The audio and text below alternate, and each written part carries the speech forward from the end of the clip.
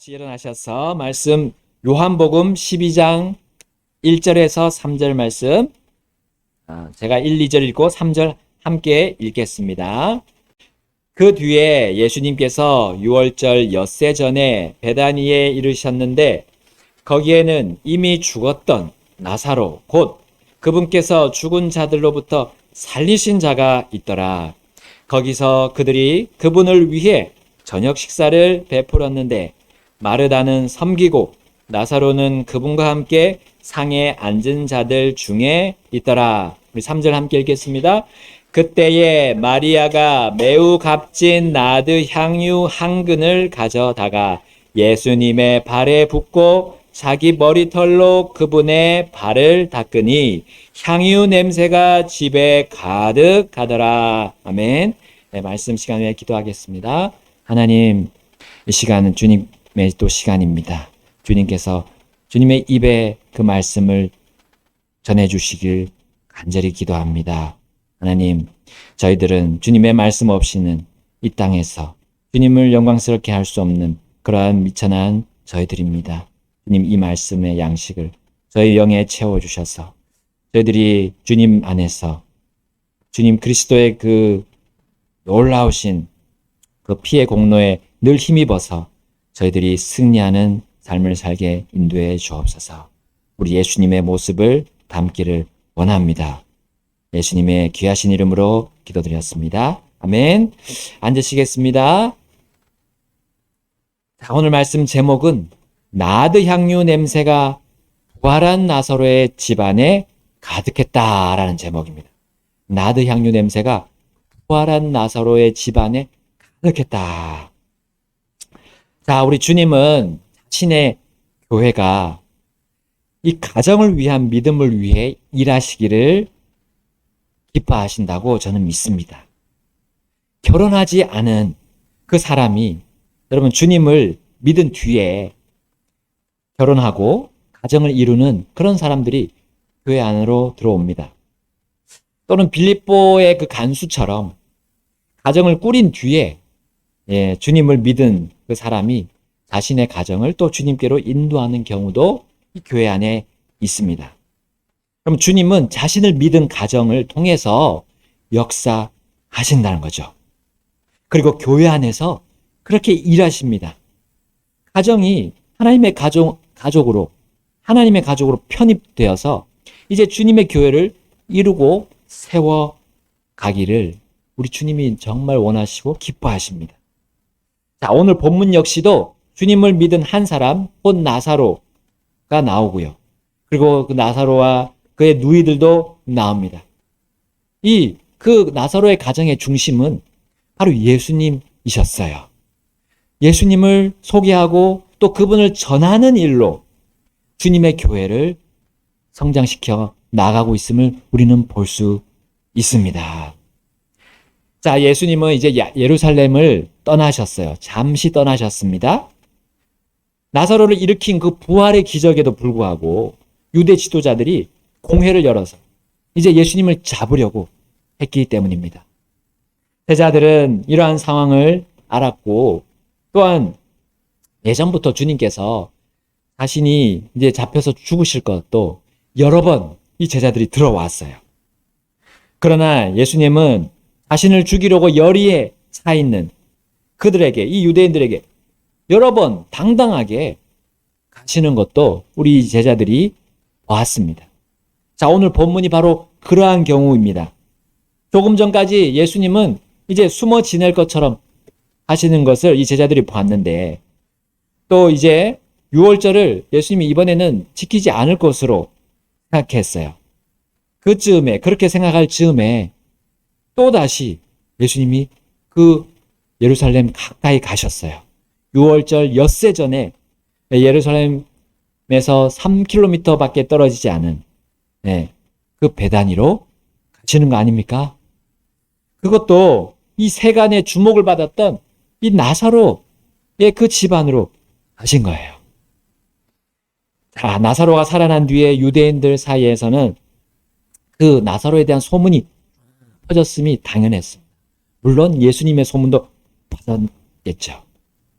죽었다가 살아났다는 이 소식이, 이 소문이 구약 시대에 그들이 구약 성경에서 본 그 내용이 실제로 일어난 거였어요. 바로 엘리사가 어린 소년을 살린 이후로 정말 듣지 못한 일이었기 때문입니다. 예수님은 죽음을 두려워하지 않으시고 당당하게 나사로에게 가셨습니다. 그리고 나사로의 가정 안으로 들어가셨어요. 예수님이 얼마나 그 나사로와 그의 가정을 또 그 마르다와 마리아를 사랑하셨는지 우리는 이 장면에서도 볼 수 있습니다. 예수 사랑하심은 아까 찬송했는데 그 사랑이 이 안에서도 보아져요. 볼 수 있어요. 예수님은 죽음을 무릅쓰고 나사로와 함께 즐겁고 기쁜 그 저녁 식사를 하셨습니다. 그리고 음식을 만들고 나르는 일을 섬기는 마르다를 예수님이 보셨어요. 기쁘게 보셨어요. 자, 마르다는 이제 자신의 오라비를 살려주신 예수님을 섬길 수 있음이 얼마나 즐겁고 기뻤을까 생각해 봅니다. 이제 그녀는 자신이 옛날에 이 섬기는 일로 정말 그 섬기는 일이 많아서 괴로워했던 그때가 있었어요. 그러나 지금은 다릅니다. 그가 왜 섬겨야 하는지 그 이유를 바로 주님이 보여주셨기 때문이에요. 그것이 뭡니까? 자신의 오라비 나사로를 살려주신 거죠. 생명의 부활을 통해서 이 마르다는 자신이 왜 내가 주님을 섬겨야 하는지를 깨달았던 거예요. 나사로의 가정은 바로 예수님을 알리려고, 예수님을 소개하려고 이제 사람들을 초대한 것이었어요. 예수님도 물론이지만 예수님을 그분을 소개하기 위해서 사람들을 많이 초대했어요. 그리고 그것을 섬기는 일이 더 이상 힘들지 않았던 거예요. 한 사람이라도 죽음에서 생명으로 옮길 수만 있다면 그 자신들의 섬김이 결코 괴롭고 힘든 일이 아님을 이제는 깨달았던 겁니다. 자, 이러한 가운데 나사로와 마르다가 이러한 가운데 그 가정에 또 한 사람이 있어요. 마리아. 마리아는 무엇을 했습니까? 전에처럼 예수님의 발 앞에 앉아서 예수님의 말씀을 경청하고 있었을까요? 아니었습니다. 이제 그녀도 이제 움직여야 할 때를 알았던 거예요. 마리아는 자신이 고이 간직해온 병 하나를 가져왔어요. 그리고 그것은 매우 값진 나드 향유 한 근이었습니다. 여러분, 이 향유는 당시 처녀들의 그런 결혼 자금이었어요. 설마 이것으로 예수님을 남편으로 맞아들이려고 한 것입니까? 아니었죠. 마리아의 생각은 땅에서 그분과, 이 세상에서 그분과 결혼하는 것이 아니었습니다. 그녀는 자신을 영원한 죽음에서 영원한 생명으로 옮겨주신 주님을 향해 있었던 거예요. 예수님이 자신의 전부이심을 이 향유로 표현하고자 했습니다. 예수님은 그 가정 이상으로, 자신의 가정 이상으로 자신의 생명 그 자체이심을 이 향유를 깨뜨려 드림으로 마리아가 고백했던 거예요. 그리고 자신의 머리털로 그분의 발을 닦았죠. 이것은 무엇입니까? 바로 예수님이 자신의 머리, 바로 주인이심을 의미했어요. 그 주인이시되 영원한 주인이심을 의미합니다. 구원받은 자가 이 주 예수님을 대우하는 방식, 예우하는 방식을 배우려면 바로 이 나사로의 가정에서 보면 됩니다. 특히 베다니의 이 마리아가 본보기죠. 그녀가 가장 소중히 모은 이 향유, 이 값진 향유를 예수님의 발에 깨뜨려 드리고 머리털로 닦았을 때 그 향기가 그 집에, 그 나사로의 집에 가득하게 되었어요. 그녀가 모은 이 향유, 그거가 주님 앞에 그렇게 향기롭게 전달이 된 것은 사실은 그녀가 가진 마음의 속에서부터 시작이 된 겁니다. 주님을 구원자와 주님으로 받아들인 그 사람의 모습이 바로 이 모습이에요. 그가 가는 곳에 퍼져나가는 그 향기가 바로 이 마리아가 깨뜨린 그 향유를 깨뜨린 그 사건, 그 이벤트를 통해서 보여지는 거였어요. 여러분, 구원받은 그 가정은 사망을 깨뜨리시고 영원한 생명을 주시는 그 예수님을 그렇게 늘 앞세우기 때문에 그 향기가 퍼져나가는 겁니다. 예수님이 원하시는 것을 항상 앞세우기 때문에 그 향내가 퍼져나가는 거예요. 예수님이 기뻐하시는 것에 가장 우선순위를 두기 때문에 그 향기가 퍼져나가는 겁니다. 예수님께서 이 땅을 살아가신 그 모습을 내가 담고 싶고, 내가 사랑하고, 내가 자랑하고, 기뻐하는 그 삶의 모습이 마치 향기처럼 그렇게 퍼져나가는 거예요. 그리고 그 가정 안에서 바로 그리스도의 향기가 계속해서 나오게 되는 겁니다. 사도 바울은 주님과의 깊은 그 교제 속에 나오는 그 향기에 대해서 이렇게 적용합니다. 고린도후서 2장 14절로 우리 잠깐 가보겠습니다. 항상 우리를 그리스도 안에서 승리하게 하시고 우리를 통해 모든 곳에서 그분을 아는 냄새를 풍기게 하시는 하나님께 이제 감사하노라. 아멘. 그분을 아는 냄새라고 했습니다. 그분과의 교제 가운데 나오는 냄새이죠. 여러분, 마리아가 깨뜨린 향유는 향기가 나는 것이 당연했습니다. 그러나 하나님이신 예수님은 사람의 마음을 보시는 분입니다. 그 향유의 값이나 그것의 향기를 놓고 마리아를 판단하시는 분이 아니셨어요. 예수님은 마리아가 가진 진정한 마음속의 믿음을 보신 겁니다. 그 마음은 예수님을 아는 마음이었어요. 예수님을 지식으로만 아는 게 아니라 그 마음은 예수님의 마음 속에 있는 것을 아는 마음이었어요. 예수님이 어떤 생각을 하고 계시는지 그것을 깨닫고 이해하고 받아들이는 마음이었던 거예요. 곧 예수님이 말씀하신 것이 이루어짐을 믿는 그 마음이라는 거죠. 예수님이 말씀하시면 무조건 이루어진다는 거. 여러분, 이 믿음이 바로 우리가 이 악한 세상을 살 때, 우리 가정이 이렇게 악한 세상에서 살아갈 때 승리하게 하는 겁니다. 이 믿음이요. 주님의 자녀가 그리스도 안에서 승리하는 그 원천이 뭡니까? 예수님의 마음을 알고 그 마음에 있는 것, 그분이 계획하신 것을, 그 말씀을 그대로 받아들이는 것입니다. 그 믿음이에요. 이 믿음이 바로 냄새를 풍기는데 마치 향유 냄새와 같은 우리의 영을 즐겁게 하는 거죠. 우리의 코만 즐겁게 하는 것이 아니라 영을 즐겁게 하고 영을 기쁘게 해주는 향기가 된다는 겁니다. 바울은 이어서 그리스도의 이 향기에 대해 이렇게 설명합니다. 15절 말씀 함께 읽겠습니다. 고린도후서 2장 15절 시작. 우리는 구원받은 자들 가운데서나 멸망하는 자들 가운데서나 하나님을 향한 그리스도의 향기로운 냄새니 했습니다. 나사로와 마르다와 마리아는 구원받은 자들을 비롯해서 멸망하는 자들에게도 그리스도의 향기였어요. 하나님을 향해서 자신들이 해야 할 일을 하고 있었던 거예요. 하나님의 아버지의 뜻을 행하고 있었던 거예요. 그것이 실제 생활에 잘 나타난 일이 바로 사람들을 초대해서 예수님을 알리는 일이었던 겁니다. 자신의 가정을 내드린 거였어요. 하나님께. 하나님을 향해서 했던 거죠. 하나님을 향한 향기라고 했습니다. 그들의 우선순위는 사람을 향해 있는 것이 아니었어요. 하나님을 향해 있었던 거예요. 우선순위는 하나님의 뜻이지 사람의 뜻이 아니었습니다.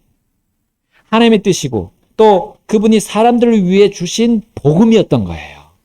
예수님이었던 겁니다.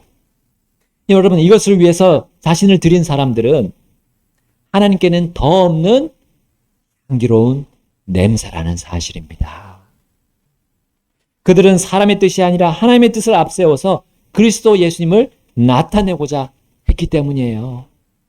우리 구약시대 이스라엘 백성들이 드리는 그 향기로운 번제헌물, 그것이 하나님께 향기로운 냄새가 되려면 하나님의 뜻에 따라 그들이 드리고, 또 그것을 통해서 바로 오실 메시아가 드러나는 것이었잖아요.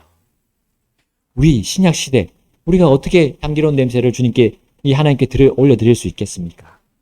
우리 각자를 정말 번제물과 같이 완전히 내어드려서 그리스도가 살아계시는 거죠.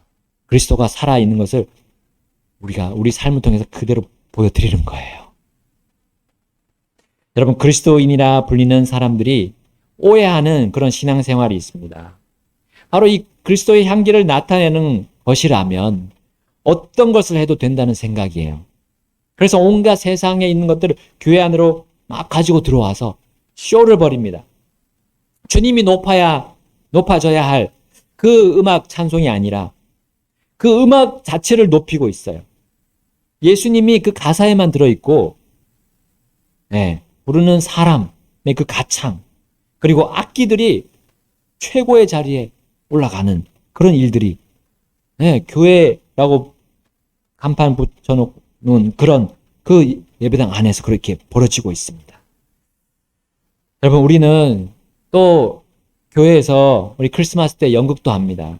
근데 그 연극을 할 때도 주의를 기울여야 해요. 우리가 그것을 하는 이유가 단지 사람들을 끌어들이고자 함이 아니라는 거예요. 단지 행사로 그쳐서는 아니라는 겁니다. 여러분, 세상은 이러한 연극이나 영화, 드라마의 그런 연기를 통해서 사람 중심의 세상을 만들어가고 있다는 거죠. 그렇기 때문에 세상의 연극과는 우리가 크리스마스 때 하는 그런 주님, 예수님을 전하는 그 일과는 분명히 구분이 되어야 돼요. 그러지 않으면 우리도 우리의 향기가 그리스도의 향기가 아니라 결국 우리 자신이 만들어낸, 우리의 마음대로 만들어낸 그런 향기가 될 거예요. 하나님이 받지 않으시는 그런 향기가 될 겁니다. 여러분, 사도 바울은 이제 한마디 더 붙입니다. 고린도후서 2장 16절 말씀 함께 읽겠습니다. 고린도후서 2장 16절 시작. 한 부류에게는 우리가 사망에 이르는 사망의 냄새요, 다른 부류에게는 생명에 이르는 생명의 냄새니라. 누가 이런 일들을 감당하리요. 여러분, 예수님을 믿지 않는 자들에게, 우리 예수님에게서 향기로운 냄새가 나지는 않습니다. 왜냐하면 그들이 세상에서 사는 삶과 예수님의 삶, 예수님이 주시는 그 복음의 메시지가 거리가 멀어요. 그들이 공감할 만한 것이 이 예수님께는 하기가 어렵습니다. 마치 우리 문화권이 좀 다르게 되면 이질감을 느끼잖아요. 언어가 다르거나 또 음식이 다르거나 생활 방식이 다를 때 우리는 조금 이렇게 약간 거리가 생깁니다. 마치 그와 같이 이 세상 사람들은 예수님의 그런 향기를 내뿜는 우리의 모습이 조금 이해하기 어려울 수 있어요. 이 영적인 그 하나님의 말씀이기 때문에 이 불신자들이, 어떤 불신자들은 거부를 하죠. 냄새, 이 사망의 냄새까지도 생각한다는 거예요. 생소한 것을 넘어서 그들은 거부하고자 할 때가 있어요. 그러므로 예수님을 전할 때 이 불신자들의 반응, 그러한 반응, 거부하고자 하는 그런 반응에 우리가 너무 신경을 쓰게 되면 그들에게 복음을 제대로 선포하지 못하고 오히려 교묘한 방법으로 복음을 이래저래 꾸며서 전하려고 애쓰게 된다는 겁니다. 자, 그럴 때 이러한 바로 세상의 것들이 그 안으로 스며든다는 거죠. 멸망의 길로 가는 자들에게 이 그리스도의 향기가 당연히 사망의 냄새임을 우리는 알아야 합니다. 여기 나오잖아요. 어떤 부류에게는 사망에 이르는 냄새다 했어요. 우리의 그 냄새가, 우리가 주님을 전하는 그 모습들이, 그렇게 헌신하는 것들이 그들에게는 헌신으로 보지도 않아요. 이해하지 못해요. 왜냐하면 자기들 가는 길이 자기들 생각에는 생명의 길인데 예수님이 야 너희들 그 길로 가면 지옥의 길이야 라고 말하니까 거부감이 들죠. 예수님은 그 길이 결코 생명의 길이라고 하지 않으십니다. 그리고 그들의 판단이 잘못되었음을 말씀하기 때문에 그것에 반대를 하면 인정하지 않죠. 그 사람 인정하지 않고 그 예수님의 전하는 우리들의 향기가 사망의 냄새로 고약한 냄새로 느끼는 겁니다. 그러나 예수님의 말씀을 듣고 그것들에 대해서 자신의 삶에 적용해보고 생각해보고 내가 진짜 죄인인가 조금이라도 생각하면서 그 말씀을 좀 들으려고 하는 사람들은 이제 예수님의 보이는 그 향기, 복음 전도자들의 그런 모습들이 향기로운 냄새로 받아들일 수 있는 소지가 됩니다. 나사로, 마르다, 마리아가 처음에는 예수님을 믿으라는 소리에 어떻게 반응했을까요? 모르겠습니다. 쉽게 받아들이지는 못했을 거예요. 그러나 그분을 메시아로 믿고 나서는 어떻게 됐습니까? 예수님이 얼마나 향기로운지 예수님을 집에 초대하고 그분을 위해 섬기는 것이 그리고 심지어 향유를 깨뜨린 것까지 나아가지 않았습니까? 나사로, 마르다, 마리아와 같은 이제 그 선포자들을 통해서 예수님이 구주시고 또 생명이심을 소개받아서 알게 된 그런 사람들이 오게 됐어요. 여러분 이것이 하나님의 우리 각자를 구원하신 정말 단순한 공식입니다. 불신자에게 주 예수님을 소개하는 단순한 방식이에요. 내가 받은 것을 내가 먼저 믿은 것을 그대로 전달하는 거예요. 말씀에 주어진 대로 전달하는 겁니다. 그들이 어떻게 반응할지 그것이 문제가 아니라 그 말씀의 힘, 권능을 믿고 하는 거죠. 복음의 권능을 무엇입니까? 모든 사람을 구원에 이르게 하는 하나님의 권능이라고 하시지 않았습니까? 그러므로 단순하게 예수님을 높이면서 전할 때 이 불신자들의 그 거부 반응, 그것을 두려워하는 그런 전도자는 나아가다가 결국 타협하는 일이 우리 속에서 벌어지고 있습니다. 그들이 세상과 타협하여서 이상하고 왜곡된 복음을 전하고 있습니다. 왜냐하면 그들이 하나님을 향한 그리스도의 향기가 아니라 사람을 향한 그리스도의 향기로 자신들이 바꿨기 때문에 주님이 가르쳐준 방식으로 복음을 전하는 사람은 항상 하나님이 자신의 그 향기로운 냄새를 맡으시도록 해드리는 거예요. 먼저 사람이 아니라 하나님. 그러나 세상과 타협해서 다른 복음을 전하는 사람들은 사람을 향기롭게 해주려고 노력합니다. 여러분 이 두 부류에 대해서 사도 바울은 다음과 같이 이제 설명합니다. 그 다음 구절 17절 함께 읽겠습니다. 17절 시작. 우리는 하나님의 말씀을 부패시키는 많은 사람들 같지 아니하고 오직 진실함에서 난 자같이 하나님에게서 난 자같이 하나님의 눈앞에서 그리스도 안에서 말하노라. 아멘. 하나님의 말씀을 부패시키는 일은 여러분 우리가 이 세상에서 할 수 있는 최고의 악이라고 할 수 있습니다. 여러분 이 악의 구렁텅이로 빠지게 되면 쉽게 빠져나오기 힘듭니다. 우리 1900년대 후반에 이 위대한 설교자들, 복음 전도자들이 어떻게 됐습니까? 타협했어요. 그리고 결국 모든 종교가 하나로 통한다라는 말을 전하고 있는 사람들이 있어요. 우리나라에도 와서 수십만 명의 그 사람들을 모아놓고 복음을 전했던 그 미국의 전도자가 이런 말을 하고 있어요. 모든 종교는 하나로 통한다. 여러분 그러므로 처음부터 이 악의 구렁텅이에 가까이 가면 안 돼요. 사람을 향하는 하나님을 향하는 게 아니라 사람을 향해서 복음을 전하다가 이렇게 되는 겁니다. 여러분, 마치 사람이 차도에서 가능한 찻길에서 멀리 떨어져 있는 그렇게 하는 것처럼 우리가 세상으로부터 떨어져야 돼요. 진실함과 하나님의 눈앞에서 내가 올바른지 늘 살펴야 됩니다. 진실함. 그리고 그리스도 안에 있는지 내가 살펴야 돼요. 내가 그리스도 안에 있는지. 그리스도만 살아 계시는 것을 내가 보여드리려고 하는지. 그 안에 있다면 우리는 결코 그 구렁텅이로 하나님의 말씀 자체를 부패시키는 그 잘못으로 빠지지 않을 겁니다. 나사로와 마르다와 마리아의 그 향기가 그들의 온 집을 가득히 채운 것처럼 우리도 그렇게 할 수가 있을 겁니다.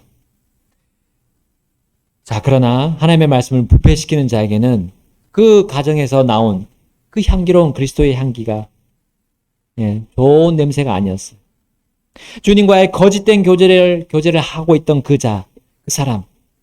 사람에게는 그 향기가 불평과 불만거리가 되었어요. 우리 본문에 다시 요한복음으로 돌아가서 그 불평과 불만을 늘어놓은 그 말씀을 부패시켜온 그 사람을 보겠습니다. 나사로의 집안에 풍긴 그 그리스도의 향기를 사망의 냄새로 맡은 그 사람을 우리는 봅시다. 요한복음 12장 4절부터 6절 우리 함께 읽겠습니다. 4절부터 6절.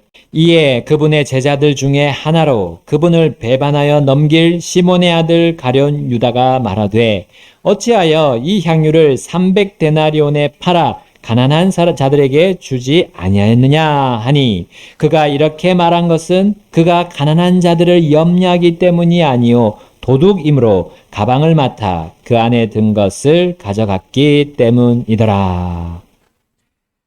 나드 향유 한 근값이 300데나리온이라는 거 순식간에 계산한 사람 바로 가룟 유다였어요. 여러분, 이 가룟 유다는 예수님께서 말씀해 오신 것도 생각해 왔습니다. 바로 예수님 자신이 잡혀서 죽을 것에 대한 말씀이었죠. 이 가룟 유다는 다른 제자들처럼 이 말씀에 대해서 흘려듣지 않았습니다. 그것을 듣고는 완전히 자신의 길로 돌이켜 버렸어요. 그것은 바로 예수님이 죽으면 나는 이제 더 이상 예수님에게서 얻을 이익이 없다. 유익이 없다. 그러니까 이제 슬쩍슬쩍 이제 그 가방 안에 있는 돈을 빼내기 시작하는 거죠. 횡령하기 시작했어요. 만약 베다니 마리아가 이 향유를 깨뜨리지 않고 온전히 예수님께 그냥 이렇게 드렸다면, 예수님 사역의 자금으로 이렇게 드렸다면 어떻게 했을까요? 진짜 그것을 가지고 가난한 사람들에게 주려고 팔았을까요? 아니죠. 싹 빼돌렸을 겁니다. 그는 그동안 주님의 교회 안으로 들어와서 주님의 돈을 횡령하고 있었던 거예요. 가룟 유다는 사실 예수님의 제자를 가장한 도둑이었어요. 사람들이 예수님께 드린 돈을 예수님이 죽기 전에 다 빼돌리자라는 결정을 했을 겁니다. 그러므로 나사로의 집안에 그 퍼진 그 향기로운 향내를 하나도 맡지 못했어요. 여러분, 이 사실을 이미 처음부터 알고 계셨던 예수님은 이 가룟 유다가 직접 그 손으로 만든 그 좋은 향기에 대해서 바로 가난한 사람들에게 우리가 주는 게 좋지 않냐라는 그 말에 대해서 이렇게 대답했어요. 7절 말씀입니다. 그때 예수님께서 이르시되 그녀를 가만두어라. 나를 장사 지낼 날을 대비하여 그녀가 이것을 간직하였느니라. 아멘. 나드 향유는 예수님이 죽으실 것을 깊이 생각해온, 올바르게 깊이 생각해온 마리아의 마음을 보여주는 매개체였던 겁니다.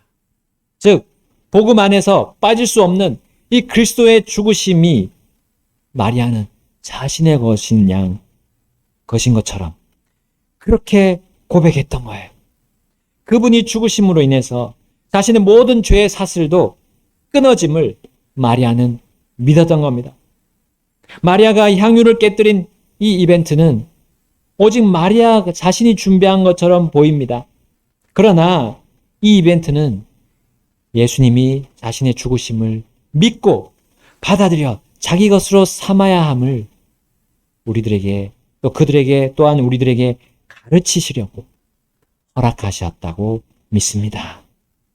복음을 믿고 받아들인 자와 또 그 가정의 삶을 주님은 이렇게 사용하셔서 사람들이 자신을 믿고 구원받도록 하신다는 그분의 계획을 우리에게 가르치시려고 보여주셨다고 믿습니다. 그러나 가룟 유다는 이 주님의 가르침 전혀 관계없는, 이 주님의 계획과 생각과는 전혀 관계없는 자신의 길로 나아가고 있었습니다. 주님이 기쁘시게 받으시는 그 복음을 따르는 삶과는 전혀 다른 삶을 살았던 거예요. 가난한 자들에게 관심이 있기 전에 예수님에게 먼저 관심이 있어야죠. 세상에게 그 사망의 냄새를 풍기지 않으려고 하는 그 사람들은 가난한 자를 먹이기는 그 일에만 몰입하는 겁니다.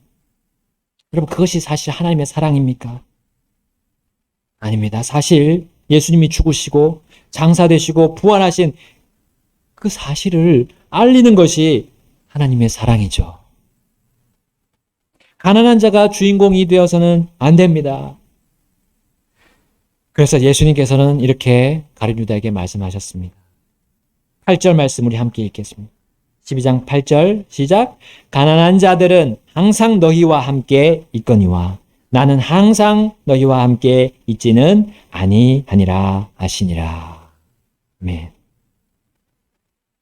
정리하겠습니다. 가룟 유다는 나사로가 죽었다 살아났음을 보고도 예수님이 이제 곧 죽으면 다 끝이라고 생각했던 거예요. 예수님을 자신의 구주로 믿지 않았기 때문에 이러한 판단을 하고 살 수밖에 없습니다. 예수님을 보고도 예수님에서 나오는 그 향기를 사망의 냄새로 받아들입니다. 그러나 나사로의 가정은 나사로를 일으키신 것처럼 예수님 역시도 죽으신다 해도 부활해서 자신들과 영원한 삶을 살아갈 것을 확신했던 거예요. 예수님은 그 향유가 죽음의 날 곧 장사 지낼 날을 대비했다고 하셨지만 여러분, 그 냄새는 생명의 향기임을 선포하셨던 겁니다. 왜냐하면 우리 죽은 몸에는 향유를 붓지 않고 모략을 넣어요. 모략. 살아있는 몸에 우리 향유를 바르고 붓습니다. 예수님은 죽으시지만 곧 다시 일어나실 것을 의미하는 것이 이 바로 마리아가 깨뜨려 드린 이 향유에 있다는 거예요. 그것입니다. 그러므로 사람들은 죽음과 사망의 향기가 아니라 생명의 향기를 맡으려고 이 나사로의 집안으로 찾아온 겁니다. 12장 9절 우리 함께 읽겠습니다. 요한복음 12장 9절 시작. 그러므로 유대인들 중에 많은 사람들이 그분께서 거기 계신 줄을 알고 오니 이것은 예수님 때문만이 아니요 그분께서 죽은 자들로부터 살리신 나사로도 보고자 함이더라. 아멘. 나사로가 그리고 마리아와 마르다, 특별히 나사로, 부활한 나사로가 주님이 보여주고자 한 그 본보기였어요.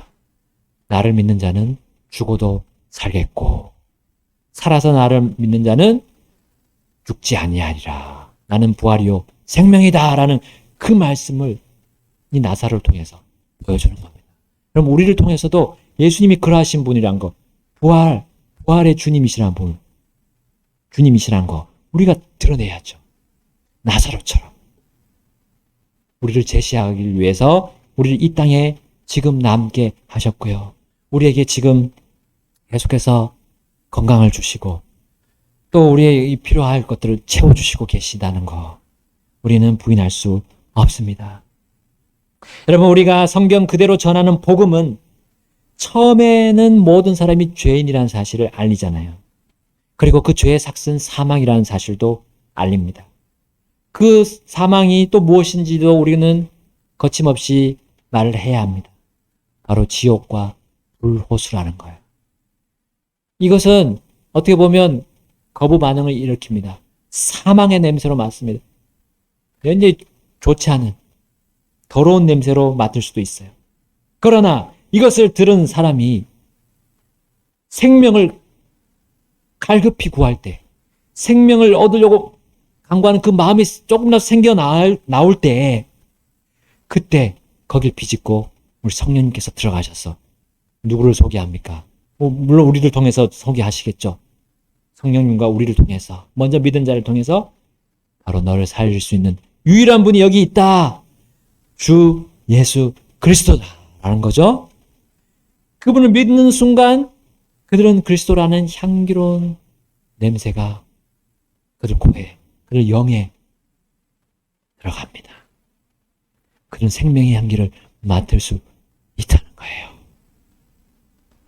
여러분, 이 놀라운 일을 누구에게 맡기셨습니까? 네, 주님은 자신을 먼저 믿은 자들에게 맡기셨어요. 아무에게나 맡긴 건 아닙니다. 특별한 권한입니다. 특별한 임무예요. 그리고 우리는 그것을 할 수 있는 충분한 조건을 주님이 계속해서 채워주고 계십니다. 그것의 중심이 교회고요. 또 우리의 믿음의 가정입니다. 주님은 교회를 사용하셔서 이 가정이 바로 이러한 믿음을 계속해서 성장해 나갈 수 있도록 도와주는 일을 맡기신 거예요. 그리고 우리 그 주보에 보시면 가정을 위한 믿음이라고 여기 표시가 되어 있습니다. 우리 교회의 모토가 큰 그림이라고 할 수 있어요. 우리 교회는 가정을 위한 믿음, faith for the family. 이것을 하나님이 성경 말씀들, 이 많은 말씀들을 통해서 여러 부분을 통해서 우리에게 알려주고 계십니다. 네, 먼저는 구원이 선행이 돼야 되겠죠. 그 다음에 영적인 말씀들이 계속 교회를 통해서 주어질 때 받아들이는 그 가정은 영적으로 풍성해질 것입니다. 그리고 주님과 교제 가운데서 계속 성장해 나가실 겁니다. 주님이 오늘 이 말씀 주셨습니다. 우리의 가정, 또 우리 각자 개인적으로 어떤 계획을 하고 계십니까? 주님이 제시하신 이 베다니의 나사로의 가정처럼 우리 향기로운 주님의 향기를 내뿜고 이 하나님을 향해서 하나님이 기뻐 받으시는 그 향기가 될 수 있도록 우리가 나아간다면 이 세상이 어떻게 반응하더라도 상관이 없습니다. 주님은 구원해 주실 분들, 구원해 주실 자들을 또 구원해 주실 겁니다. 그 숫자에 상관없이 계속해서 구원해 주실 것입니다. 우리가 어떻게 하느냐에 따라서 달라질 것입니다. 우리 주님 앞으로 나가서 결단하시겠습니다.